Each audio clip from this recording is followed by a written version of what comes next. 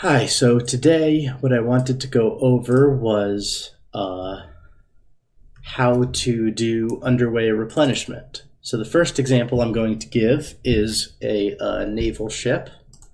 So I'm going to put in a Ticonderoga, just because I seem to always like to pick on the Ticonderoga. I have no idea why. I just started this series doing it, and everything I do has a Ticonderoga in it, it seems. It's not a bad ship, don't get me wrong, but let's put in this AOE supply ship. I believe AOE is the designation for a supply ship.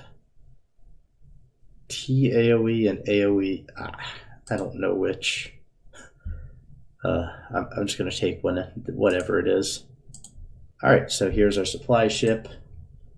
Just going to set it to creep along, and I'm going to add munitions to its magazine.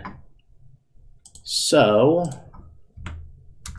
TACTOM, let's find the right one here. And I believe it's the RGM-109E is the Tomahawk missile that the Bunker Hill fires. So let's add some. And let's test this out by firing our TACTOMs.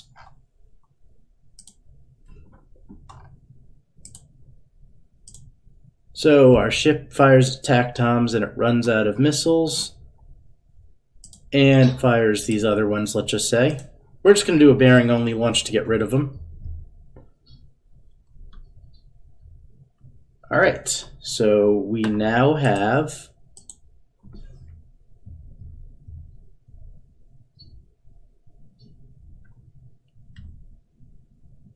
wait, it did not fire its TLAMCs.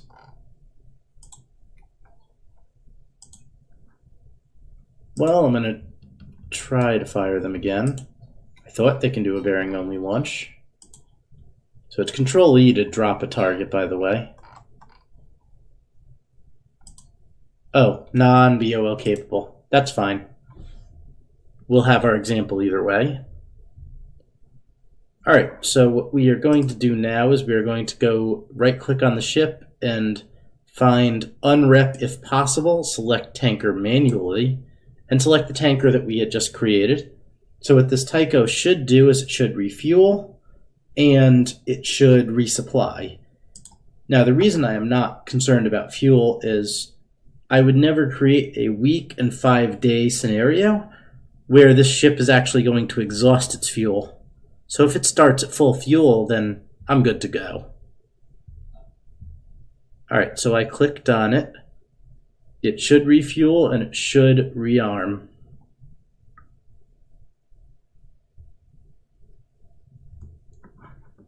So let's see if it does.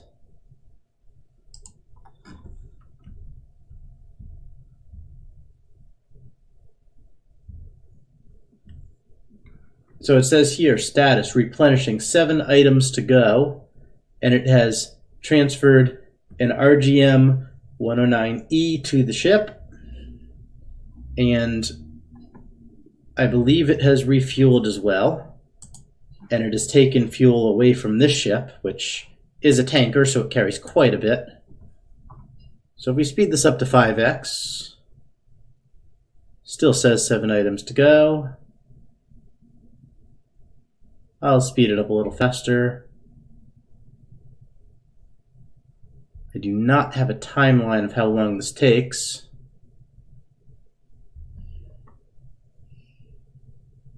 I'm going to speed it up a little faster then. 6 items to go. 5.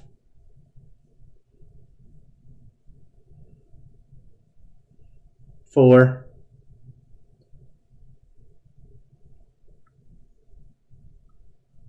3.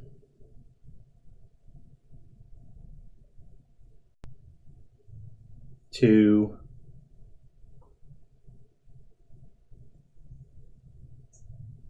1. Okay, so that I believe should demonstrate how that underway replenishment works.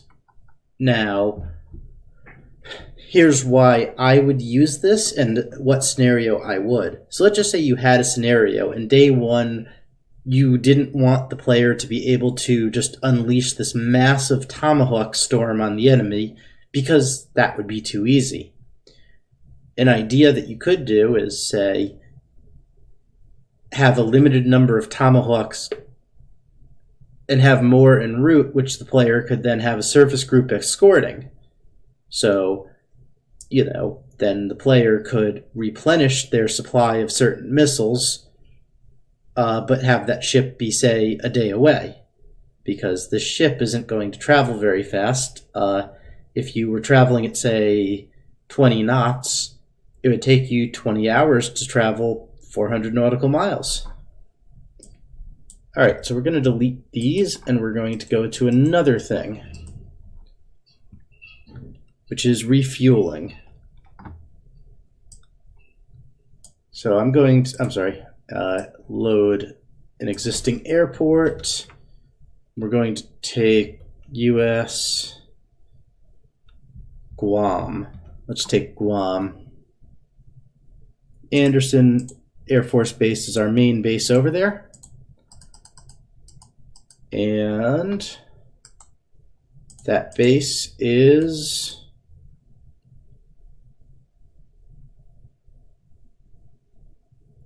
about 1,700 miles away from China and Korea and everything else. So bombers could attack targets here and return no problem. But let's just say that you wanted to make it so that a fighter, say, made it to North Korea from Guam. Now, you probably would have fighters closer, but we're just using this as an example. So what I could do is, make a target. So I'm just going to make a faction called enemy. And I'm going to put up a building.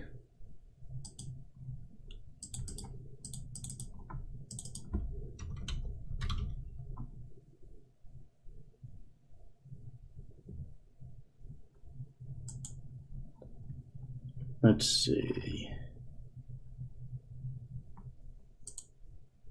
So we're just going to make this building here, and we're going to call it target. So this is our target. So now, if I had a bomber aircraft, it would just simply fly and shoot its missile, be done. But we don't want to make it that easy.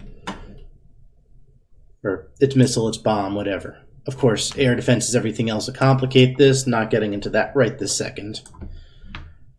So, if we take an F-15E, let's just say, I'm going to take one of these, and I'm going to arm it with, let's see what its ranges are. Need to find, okay, so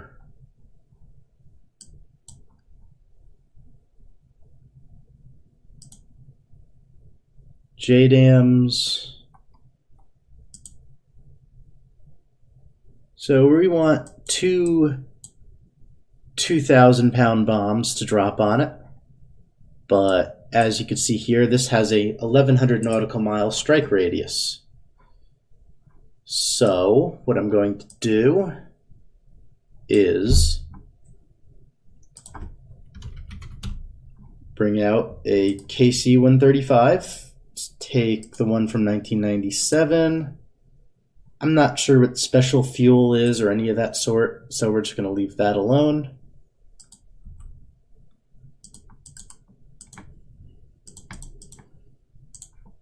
Okay. Now, of course, if you wanted this mission to actually succeed, you would need to plan for escorts to this strike aircraft. You would also need to plan for these escorts having tankers and so on and so forth, but we're just going to do it this way. So the first thing we're going to do is we're going to launch our tanker. And the second thing we're going to do is we're going to launch our fighter, which, as we established, cannot reach without refueling.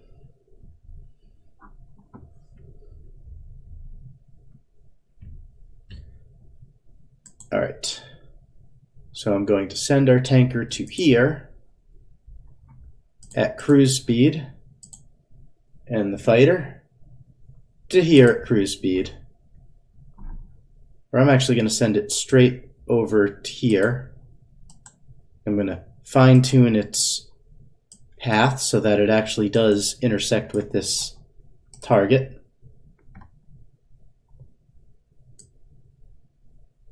So that it can drop its bombs.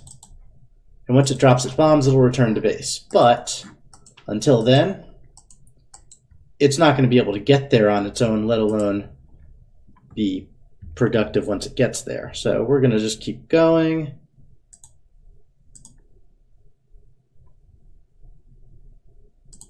Now I should have put the tanker out a little bit in front, but what we're doing is fine either way. All right, so it's up to altitude. It is burning fuel. It does not have enough to reach there and get back. It says that bingo fuel is this many miles, but as we get further out, the amount of fuel required to reach the bingo state changes. So that's not entirely true. So if we just left this aircraft to go on its own, it would reach bingo fuel on its own before it got there.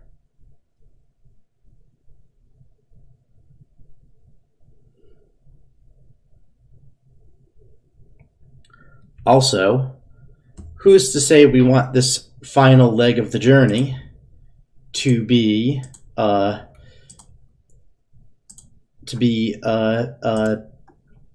what do you call it?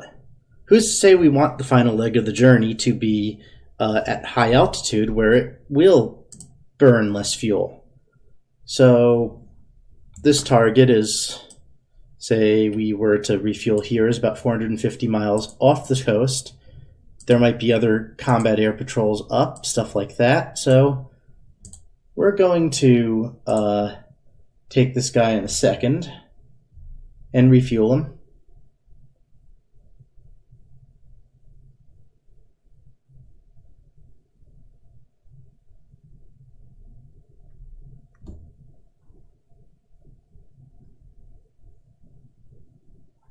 I gotta say I am surprised that he's made it this far, but we will still make sure that we refuel because he might need to maneuver.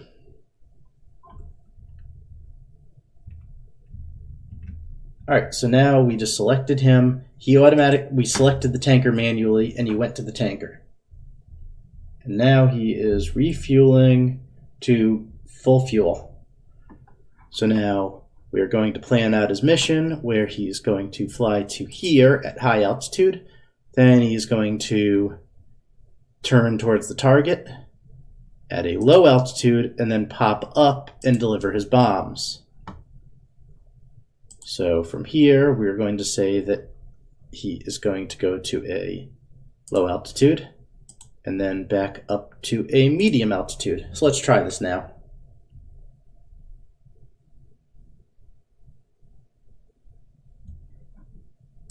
And then we still have this guy. We're just going to keep him around this area for now, just in case our fighter needs fuel on the way back. And we're going to have him loiter because he doesn't need to burn more fuel than he already has. So let's speed it up.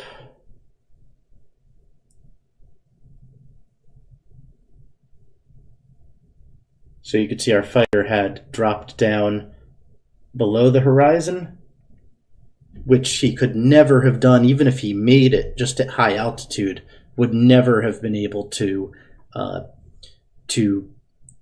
burn that much fuel to get to where he is now. Now going back up to medium altitude and delivering the bombs. Now, of course, we could pop up at the last minute instead. I just was doing that for simplicity's sake. So let's pop up now at high altitude. He drops his bombs. Now he's going to RTB on his own, and it says has reached bingo fuel. but I'm not going to go back to base. I'm going to put full afterburners, which, okay, another thing to consider I forgot to mention. So you can see here now, oh, he's not going full afterburn. Go full afterburners, buddy, please. Military power. Okay, there are doctrine settings you can change to have an aircraft not RTB. So what we're going to do instead, see, Bingo and Bingo and Winchester. So basically he's reached Bingo fuel and he's Winchester on his mission-specific ammunition loadout. So he's retreating. Unfortunately, since he's reached Bingo fuel, he's not able to go to full afterburner. There are things in Doctrine you can change to make that so it can happen. So I'm going to go back, right-click, and put him back on the tanker, who is just loitering here. Because I want him to reach the tanker,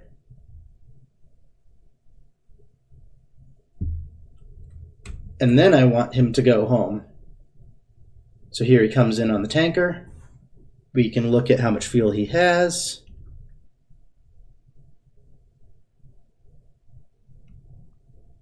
And he's filled up. So now he will be going home, and he will not run out of fuel or crash. Now we can have their tanker go back to base. Okay, so there are ways we can automate this a little bit. You could have a much larger force, and you might have need of automation here, so let's get right into that.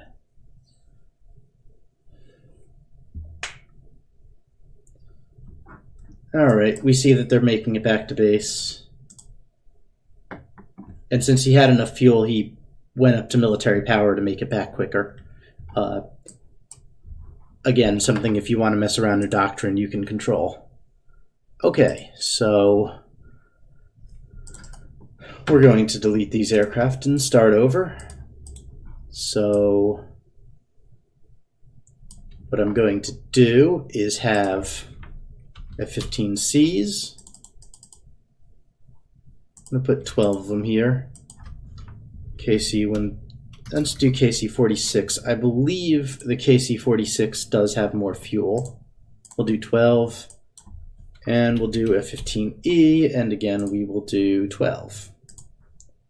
Alright, so I want a combat air patrol over Taiwan. Just far away, very far. So what I'm going to do is I'm going to put some reference points, and I'm going to make a tanker mission, support mission. So basically this support mission will make a certain number of jets show up at this area. And I'm going to say I want two tankers over this area, or one tanker over this area at all times. So now I'm going to select the tankers, and I'm going to ready the aircraft.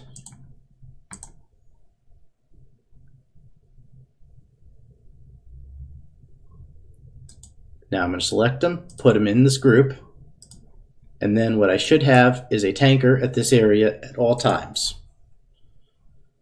Now maybe this isn't the most creative way to do this tactically, but it should at least give you the idea. So here goes our tanker with all of its fuel all the way out there. Alright, so we want our combat air patrol out, so let's just take these guys and arm them. We're going to do we'll just do a light loadout, whatever. Okay, so we've got our group here, and we're going to send them out. Learning from our lessons last time, we are definitely going to send this other guy up ahead first. So here goes our Eagles, and they're 5 hours worth of fuel. They can't stay on station for very long, so we're going to speed this up so they get out there. But now, let's just say that we put them on a combat air patrol out this far. So put them out here like so, and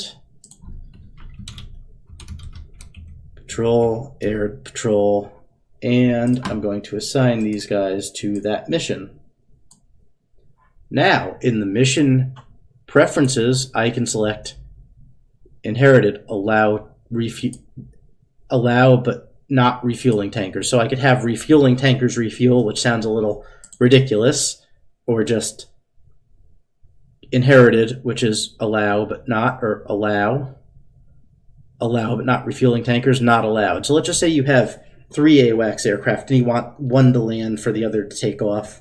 Then you don't need to refuel one to keep it in the air at all times.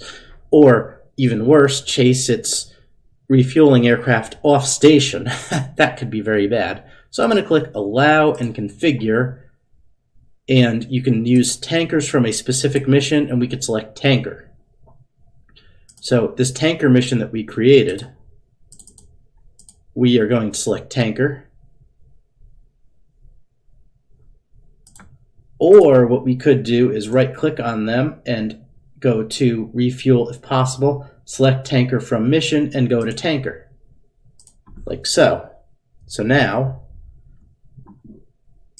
we're going to have these guys go out.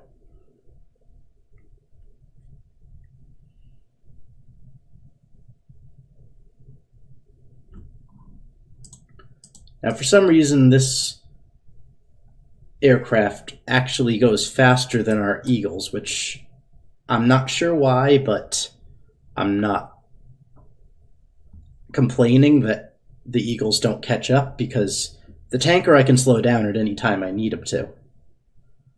Okay, so they are on station, and if this were a combat air patrol without a tanker, these guys would be about ready to go back to base very quickly.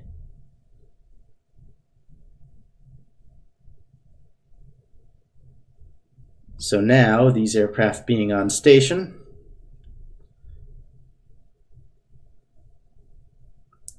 are going to go to the tanker,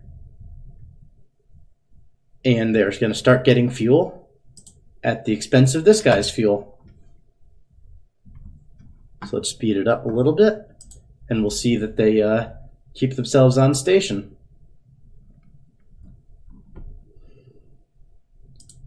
Now, this tanker will not be able to sustain them indefinitely, so one of the things you would need to keep in mind is either having a tanker take off from a closer base so that these aircraft don't run out of fuel, because I could imagine the tanker reaching bingo, these aircraft being close to bingo, and this not working very well, which would obviously, in a case of having a lot of aircraft, leave a gap.